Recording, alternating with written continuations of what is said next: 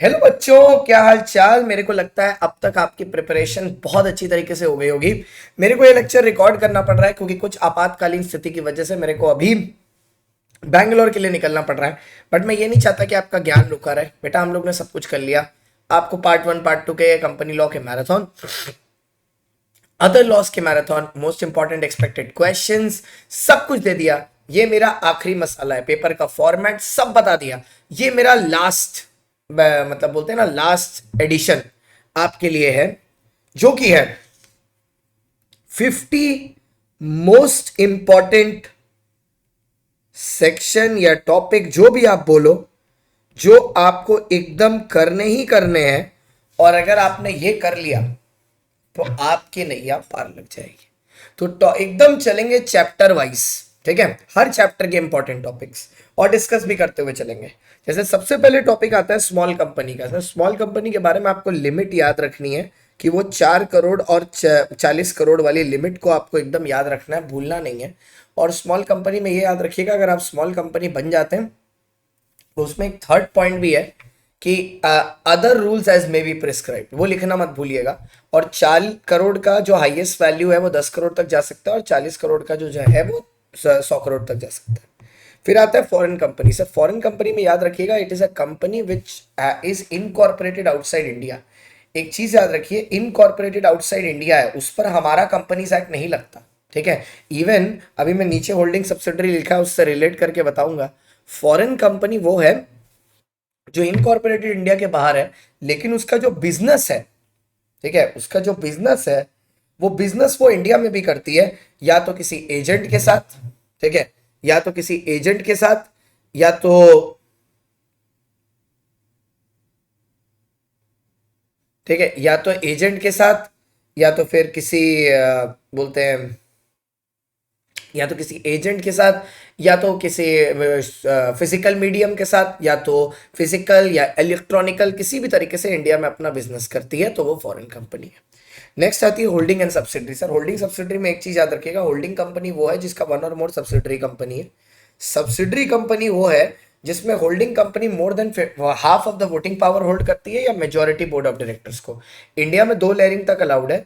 अगर आपकी 2 लेयरिंग से ज्यादा है, 20 सितंबर 2017 के बाद आपको CRL 1 फॉर्म फिलअप करना है 150 डेज के अंदर, जिसमें आप ये डिस्क्लोजर दोगे अगर वो 2 से ज्यादा है। अगर बाद में आपकी वो 2 से कम हो, 4 लेयर थी और कम होकर 3 हो गई, अब आप क्या उसको वापस 4 पे कर सकते हो क्योंकि आपने पहले परमिशन ले रखी है? नहीं।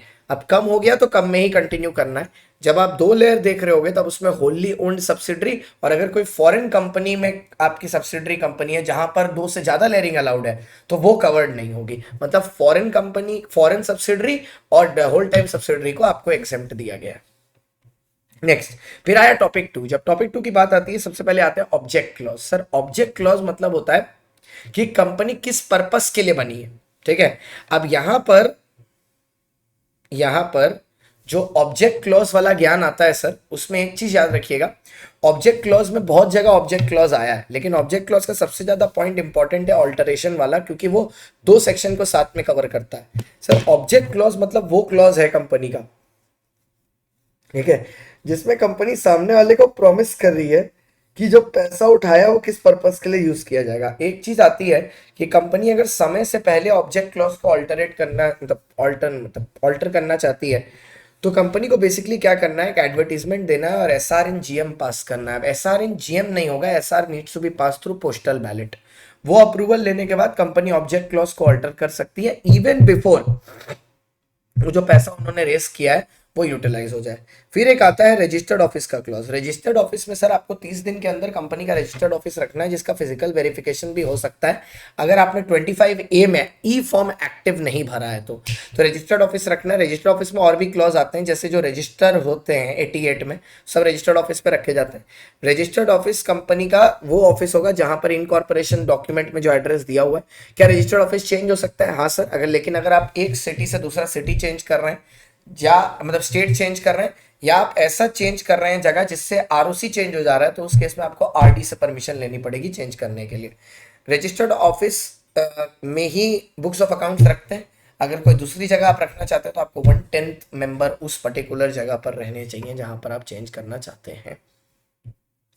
फिर आता है ओपीसी। सर ओपीसी में इनकॉर्पोरेशन का प्रोसीडियर तो याद रखिएगा कि कंसेंट देने के लेने के काम आता है, कंसेंट कितना दिन में देना है। उसके साथ ओपीसी में जो इंपॉर्टेंट पोर्शन है वो ये है कि सर ओपीसी बना कौन सकता है, उसमें एक छोटी सी अमेंडमेंट है कि sir OPC can be formed by an Indian citizen who is also a resident in India. Resident in India वाली कंडीशन हटा दी गई है, तो अब ओपीसी का मेंबर और नॉमिनी इंडियन सिटीजन जो नेचुरल पर्सन है वही बन सकता है। अब नो मोर रेसिडेंट रिक्वायरमेंट, 120 डेज वाली रिक्वायरमेंट और नहीं है, तो ओपीसी पर डायरेक्टली फोकस है। ठीक है, तो OPC is an area where they can ask you question. Next, उसके बाद shelf prospectus. Shelf prospectus section number 31 में दिया हुआ है, ये रेड हेरिंग होगा। सेक्शन 31 में दिया हुआ है जो कि बात इस बारे में करता है एक ऐसा प्रोस्पेक्टस जो 1 साल तक वैलिड है। आप एक बार इशू करिए, 7 दिन पहले इशू करिएगा फ्रॉम द ड्यू डेट, मतलब जिस दिन आप फाइनल इशू करना चाहते हो उससे 7 दिन पहले, और आप इसको मैक्सिमम 1 साल के लिए एक्टिव रख सकते हैं। जब तक शेल्फ प्रोस्पेक्टस एक्टिव होगा कंपनी कोई भी सेम तरह का शेयर्स इशू कर सकती है, उस पर कंपनी को वापस से कोई भी प्रोस्पेक्टस देने की जरूरत नहीं है। फिर आता है red herring prospectus. Red herring prospectus main prospectus के एटलीस्ट कितने दिन पहले जाना चाहिए? एटलीस्ट 3 डेज पहले जाना चाहिए। इसमें क्या होता है, इसमें कंपनी का प्राइस बैंड दिया होता है, एग्जैक्ट प्राइस नहीं दिया होता और एग्जैक्ट शेयर्स नहीं दिए होते, सिर्फ शेयर्स का नंबर, लॉट साइज नहीं बता, आपको एग्जैक्टली लॉट साइज नहीं बताते कि कितना ऑफर कर रहे हैं, आपको बस एक प्राइस बैंड बता देते हैं और उसमें आपको बिड करना पड़ता है। A red herring prospectus is basically given before the entire prospectus, it is incomplete in nature, it is just done कि डिमांड देखने के लिए कि किस तरीके का है। फिर आता है miss statement, section number 34 35। Sir याद रखिएगा 35 में सिविल मिस स्टेटमेंट है, लेकिन वहां पर क्या है कि आप इंफॉर्मेशन मिसलीडिंग होनी चाहिए, सामने वाला ये प्रूफ करे कि इस इंफॉर्मेशन मिसलीडिंग थी और उसने उसी को पढ़ के पैसा लगाया और उसका नुकसान होना चाहिए, तब वो मिसलीडिंग कहलाता है। उस केस में आपको सेक्शन 35 सिविल ऑफेंस, पूरा पैसा जितना उसका नुकसान हुआ वो देना होगा। लेकिन अगर 34 में क्रिमिनल ऑफेंस लगता है तो सेक्शन 444 आ जाएगा, तब तो भैया आप लंबा जाएंगे। फिर मिनिमम सब्सक्रिप्शन आता है सेक्शन नंबर 39। आपको जो शेयर्स आप इशू करते हो उसका एप्लीकेशन 90% तक का एप्लीकेशन और amount which is stated in the prospectus whichever is higher आपको 30 डेज के अंदर रिकवर कर लेना है मिनिमम सब्सक्रिप्शन मार्केट से। अगर नहीं आता है तो 15 दिन में पूरा पैसा वापस करना पड़ेगा विथ 12% इंटरेस्ट, 15% इंटरेस्ट पर आना।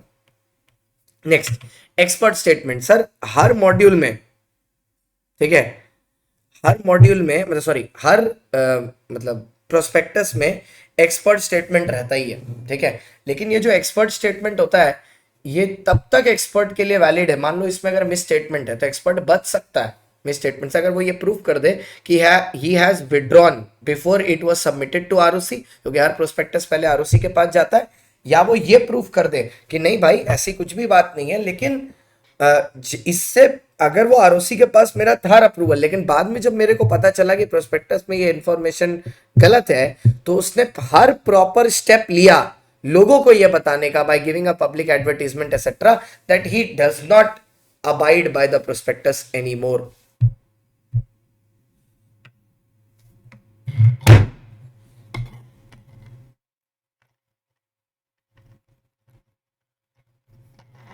ओके, अभी एक बच्चा पूछ रहा है कल 50 सेक्शंस करेंगे कि नहीं, मैं बोल रहा मैं अभी रिकॉर्ड ही कर रहा है। नेक्स्ट, उसके बाद अंडर राइटिंग कमीशन। ये तो सिंपल है, अंडर राइटिंग कमीशन आपको देनी है 2.5% डिवेंचर पर और amount specified in article, 5% share पर और amount specified in article which ever is lower. आप ये अंडर राइटिंग कमीशन जो भी दे रहे हो प्रोस्पेक्टस पे बताना है। अंडर राइटिंग कमीशन सिर्फ उस पे ही दिया जाएगा जो शेयर्स ऑफर टू पब्लिक है। अगर कोई शेयर्स पब्लिक को ऑफर ही नहीं हो रहे तो उस पर कोई अंडर राइटिंग कमीशन का लोड नहीं आता है।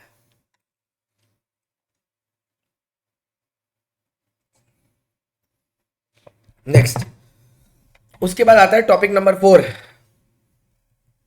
ठीक है। उसके बाद टॉपिक नंबर 4 आता है, मतलब chapter number 4 differential voting right. सबसे पहला वाला सेक्शन है, इसकी कंडीशंस ठीक से देख के जाइएगा, सबसे ज्यादा इंपॉर्टेंट है, आज की क्लास में भी मैंने किया है। कॉल्स इन एडवांस, ये कॉल्स इन एडवांस है, ठीक है। Calls in advance section number 50 में जो आएगा, परसेंटेज इंटरेस्टेड 12% तक मैक्सिमम जा सकता है। कॉल्स पर जो डिविडेंड देने वाला क्वेश्चन है, ये क्या एक्स्ट्रा डिविडेंड दिया जा सकता है? ना एक्स्ट्रा डिविडेंड ना एक्स्ट्रा वोटिंग राइट, लेकिन कब हो सकता है? अगर कंपनी पेड अप वैल्यू पे dividend they. Buyback is most important under section 68, पूरा डेप्थ में पढ़ के जाइएगा बायबैक की तीनों कंडीशन। कब बायबैक में एसआर लगता है, कब सिर्फ बोर्ड रेजोल्यूशन से हो जाएगा, ठीक से देख के जाइएगा। Sweat equity section 54 very very important, it's an exception to section 53। Sweat equity shares कितने इशू कर सकते हैं, किस कंसिडरेशन पर इशू कर सकते हैं, एक बार इशू करने के बाद 1 साल तक आप वापस नहीं कर सकते, कि उसके लिए एसआर इन जीएम पास करना होता है, कंडीशंस देख के जाइएगा।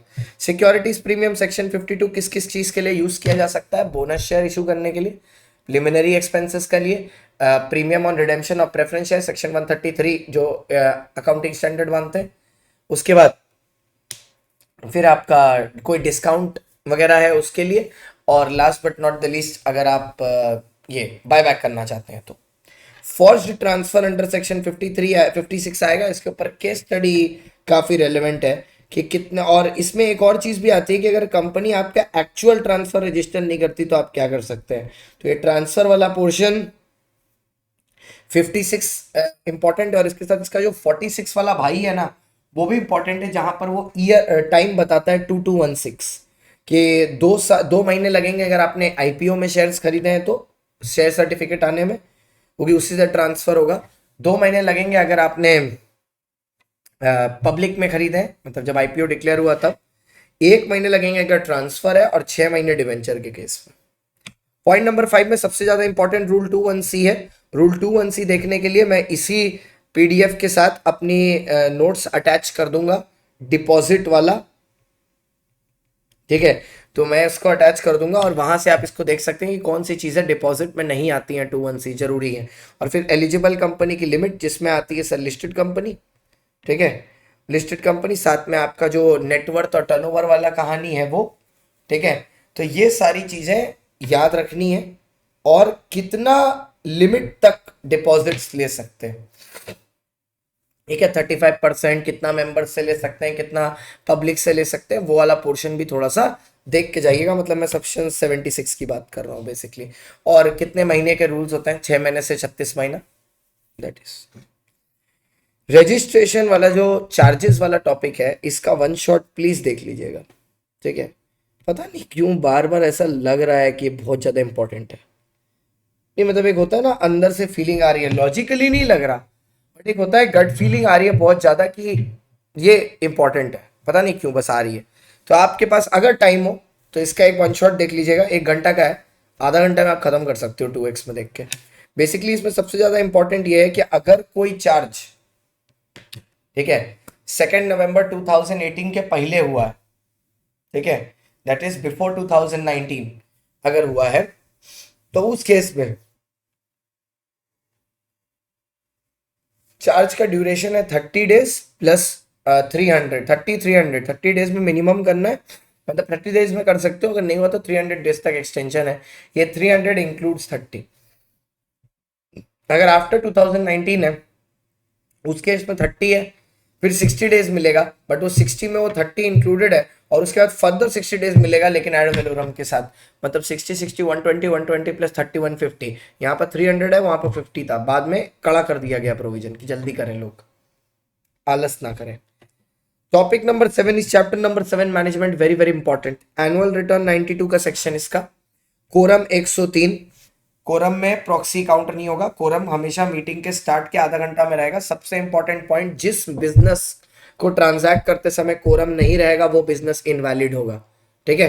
रिप्रेजेंटेटिव कोरम में आएगा अगर 2 कंपनियों का एक प्रॉक्सी है तो उसको 2 गिना जाएगा, एक रिप्रेजेंटेटिव है उसको 2 गिना जाएगा for the purpose of counting. Proxy will not be counted for quorum, ठीक है। फिर आया sir type of business. Business 2 तरीके के होंगे, normal business, sorry ordinary business, special business. Special business मतलब वो बिजनेस जिसके साथ एक्सप्लेनेटरी नोटिस चिपक के जाता है, ठीक है। ऑर्डिनरी बिजनेस मतलब अड्डा। Proxy is under 105। प्रॉक्सी मतलब वो आदमी जो किसी दूसरे के बिहाफ पर एक्ट करता है। एक आदमी 2 लोगों के लिए प्रॉक्सी हो सकता है, एक आदमी 2 प्रॉक्सी भी अपॉइंट कर सकता है अपने लिए। अगर ऐसे में अगर कोई क्वेश्चन पूछे कि कौन सा प्रॉक्सी वैलिड होगा, ऐसे तो पूछेंगे नहीं, दोनों ही वैलिड है। अगर पूछते हैं तो जो प्रॉक्सी सबसे लेटेस्ट अपॉइंट हुआ है, प्रॉक्सी फॉर्म 48 आवर्स पहले कंपनी के पास जमा करना है। अगर आपको प्रॉक्सी फॉर्म चेक करना है तो आपको 3 दिन पहले नोटिस देना है, तो आप मीटिंग से 24 घंटा पहले प्रॉक्सी फॉर्म चेक कर सकते हैं और मीटिंग के एंड तक में प्रॉक्सी फॉर्म खत्म हो जाएगा। प्रॉक्सी जो होता है वो कोरम के लिए गिना नहीं जाता, एक आदमी 50 लोगों के लिए प्रॉक्सी हो सकता है और 10% of capital which ever is lower. ठीक है, अगर 10% पहले पहुंच गया तो जितने लोग हैं उतने का ही बनेगा। अगर एक ही आदमी है जिसका 12% का होल्डिंग है तो कितना प्रॉक्सी होगा, उसका सिर्फ एक प्रॉक्सी बना दो तो, और वो किसी और का प्रॉक्सी नहीं हो पाएगा। अगर प्रॉक्सी और मेंबर दोनों साथ में पहुंच जाए तो the member will be counted. अगर प्रॉक्सी ने ऑलरेडी वोट डाल दिया है तो मेंबर का वोट नहीं काउंट होगा, लेकिन अगर दोनों ने वोट डाला है तो then only the member will be counted. Minutes of the meeting, minutes of the meeting are prepared under section 118। हर मीटिंग के मिनट्स बनते हैं, मिनट्स को चेयरमैन साइन करता है। The chairman has the power to stop from entering anything which is detrimental, ठीक है, defaming और against the interest of the company, तो उसको मिनट्स डे बुक में एंट्री करने से रोक सकता है। ये मिनट्स डे बुक आरओसी के पास सबमिट की जाती है। नेक्स्ट, और इसको परमानेंटली प्रिजर्व करना पड़ता है। फिर स्पेशल नोटिस आई, वो मैंने पहले ही बता दिया स्पेशल नोटिस का provision. Special notice resolution pass करते हैं जब ईजीएम में, उसके लिए जरूरत पड़ती है। पोस्टल बैलेट का सेक्शन इज वेरी इंपॉर्टेंट, इससे एक ही क्वेश्चन बनता है, अंडर व्हाट सर्कमस्टेंसेस। आज ही मैंने इनफैक्ट ये क्वेश्चन कराया भी है, under what circumstances postal ballot is mandatory. Postal ballot is mandatory मतलब कौन सा ऐसा सर्कमस्टेंस है जिसमें पोस्टल बैलेट करना जरूरी ही जरूरी है, मतलब इसके अलावा कोई और नहीं चलेगा, पोस्टल बैलेट ही चलेगा। ठीक है, ओके।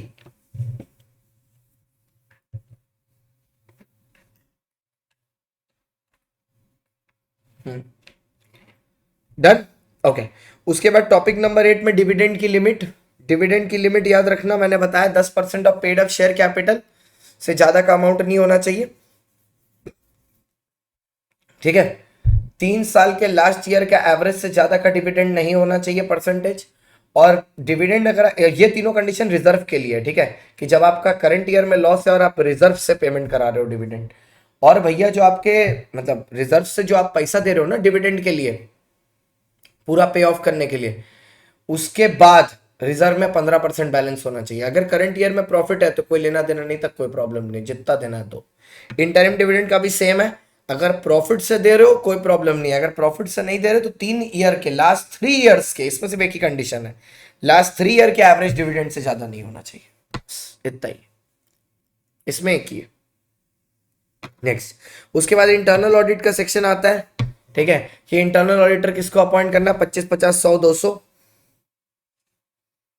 25, 50, 100, 200, सेक्शन 138 आता है इंटरनल ऑडिटर। और ये किसके लिए, अनलिस्टेड पब्लिक कंपनी के लिए और एक पब्लिक कंपनी के लिए। अगर आपको 25, 50, 100, 200 याद आ गया तो प्लीज नीचे लिख दीजिएगा प्राइवेट कंपनी, कमेंट जरूर करना यार प्लीज। हम लोग ने बहुत अच्छा परफॉर्म किया है for a first time marathon for intermediate, very good performance. We have 4 videos and we have totaled around 20k watch 20,000 views in 4 videos, so that is very decent for a first time, it's very good। Okay, उसके बाद आता है CSR section 135। CSR करने के लिए कौन responsible होगा sir, वहां पर 5, 500, 1000, ठीक है। आपका टर्नओवर 1000 के ऊपर नहीं होना चाहिए, ओवर है तो 500 करोड़ आपका नेटवर्थ और 5 आपका नेट प्रॉफिट, अगर उसके ऊपर चला गया तो आपको भैया CSR कमेटी बनानी है। फिर सेक्शन 134 में आता है बोर्ड रिपोर्ट। बोर्ड रिपोर्ट में एक्सप्लेनेटरी स्टेटमेंट जो होता है उसको देख के जाना सबसे ज्यादा इंपॉर्टेंट है। रीओपनिंग ऑफ बुक्स और रीकास्टिंग ऑफ बुक्स, दोनों में फर्क क्या है सर, रीओपनिंग होगी वो दूसरे कराएंगे तो वो 8 साल के पीछे तक करवा सकते हैं, रीकास्टिंग तुम कराओगे तो तुम खुद का सिर्फ 3 साल तक कर सकते हो। टॉपिक नंबर 10 में सेक्शन 139 मैंने लिखा, बहुत बड़ा सेक्शन है मेरे को पता है, लेकिन इट इज वेरी इंपॉर्टेंट। उसमें सबसे ज्यादा इंपॉर्टेंट कैजुअल वैकेंसी और रोटेशन ऑफ ऑडिटर्स। ठीक है, casual vacancy, rotation, first auditor, first auditor, ये 3 चीजें उसमें मस्ट इंपॉर्टेंट है। उसके बाद सेक्शन 140 में डिस्क्वालिफिकेशन ऑफ एन ऑडिटर, कैसे, 141 है एक्चुअली वो, डिस्क्वालिफिकेशन की, कैसे एक ऑडिटर को हटाया जाता है। और फिर सेक्शन 148, ठीक है, सेक्शन 148 तो कॉस्ट ऑडिट है, लास्ट वाला सेक्शन आपका, ठीक है। आइए, अच्छा इसके बाद जब हम लोग अदर लॉज में चलते हैं तो अदर लॉज में मैंने टॉपिक वाइज लिखा है, क्योंकि अदर लॉज में वैसे भी बच्चों को सेक्शन याद तो रहते नहीं है, तो मैं क्यों ही लिख के बच्चों को परेशान करूं। तो अदर लॉज में हम लोग ने इंपॉर्टेंट सेक्शन नहीं टॉपिक वाइज लिखा है। जैसे कॉन्ट्रैक्ट में सबसे ज़्यादा पोर्शन इंपॉर्टेंट है गारंटी का, discharge of surety, right of surety when surety is not discharge, bailment में ड्यूटीज ऑफ बेलर एंड बेली, ये सब आपको मैंने इस तरीके के नोट्स दिए हैं उसमें है। अगर आपके पास ये नोट्स अभी भी नहीं है तो बहुत सिंपल सी चीज है, आप इस नंबर पर मेरे को मैसेज करिए, ठीक है, मैं आपके साथ टेलीग्राम पर शेयर कर दूंगा, मतलब इंस्टा आपको मैं व्हाट्सएप में ऐड कर लूंगा और व्हाट्सएप में ऐड करके मैं आपको शेयर कर दूंगा, एज सिंपल एज दैट। ठीक है, हमारा ग्रुप है, कल भर में हम लोग ने उसमें 400 मेंबर ऐड कर लिए भाई, 100 से शुरू किया था 400 ऐड कर लिए उसमें, 100 से भी नहीं, 79 मेंबर्स थे, 77 मेंबर्स थे उसमें, जहाँ तक मेरे को याद है 77 मेंबर्स। एंड अभी we are sitting at a handsome number, ठीक है, क्योंकि बच्चों को कंटेंट पसंद आया है, they have loved the content and now they are trusting it. और आपको भी अगर पसंद आए तो आप भी अपने बाकी दोस्तों को ज़रूर से रेकमेंड करें जो आपके जूनियर्स हैं, आपसे छोटे हैं, ठीक है, अच्छे एजुकेशन की तरफ। बेलमेंट में duty of bailor bailee, pledge में राइट्स ऑफ पॉनी, पेज बहुत छोटा है। एजेंसी में सब एजेंट वाले पोर्शन पर खास करके ध्यान दीजिएगा, सब मेरे नोट से ही पढ़िएगा और कहीं से मत पढ़िएगा। फिर आता है नेगोशिएबल इंस्ट्रूमेंट। नेगोशिएबल इंस्ट्रूमेंट में एक तो डिसऑनर है, ठीक है, सेक्शन 138 वाला बहुत इंपॉर्टेंट है। फिर है एक अपील फॉर डिसऑनर, वो जो 20% करके रखना है 148A, बहुत इंपॉर्टेंट है क्योंकि उससे केस स्टडी बनेगा। फिर एक्सेप्टेंस फॉर ऑनर सबसे पहले पेज में, और नॉन नेगोशिएबल क्रॉसिंग। जो नॉन नेगोशिएबल क्रॉसिंग कौन सी होती है, जो रिस्ट्रिक्टिव क्रॉसिंग होती है अकाउंट पे के साथ।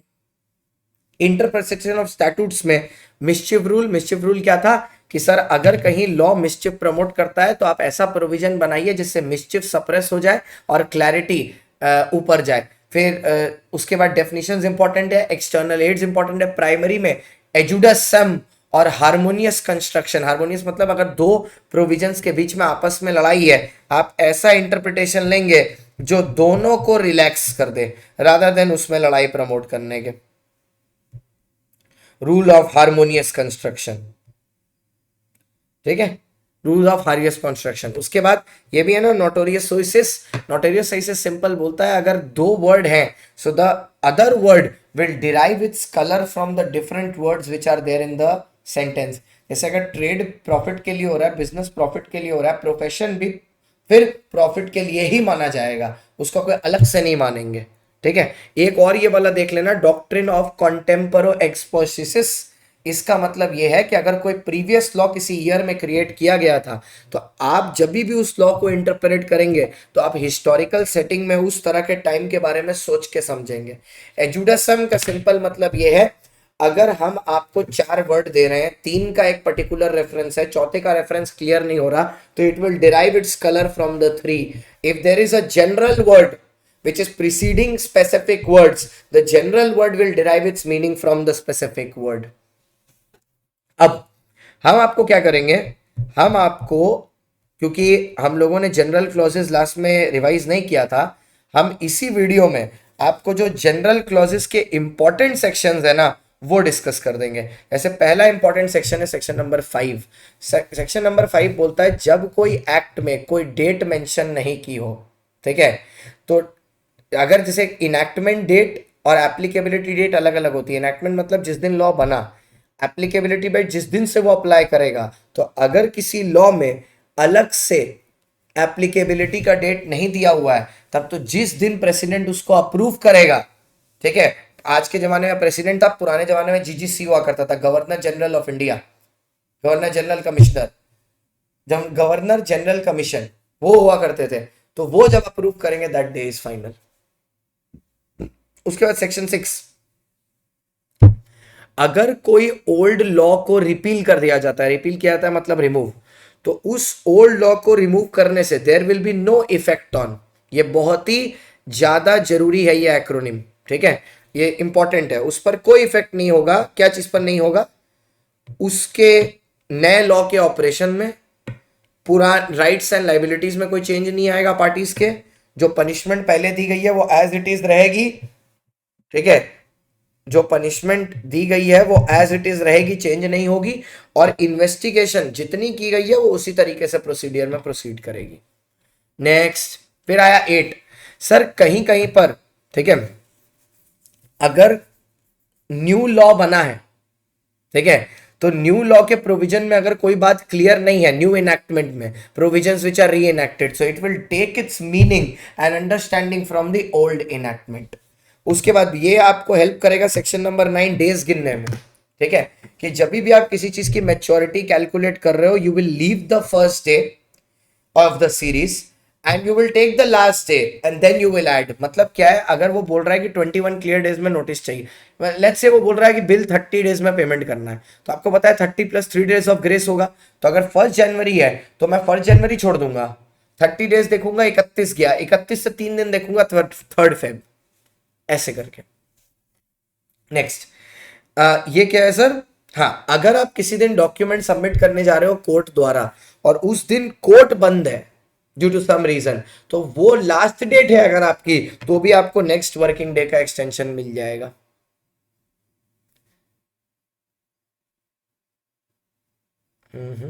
ये सब लिखा हुआ है यहाँ पर, अगर आप एक्स्ट्रा भी करना चाहें तो आप कर सकते हो, बट मैं आपको साथ मोस्ट इंपॉर्टेंट डिस्कस कर रहा हूं। उसके बाद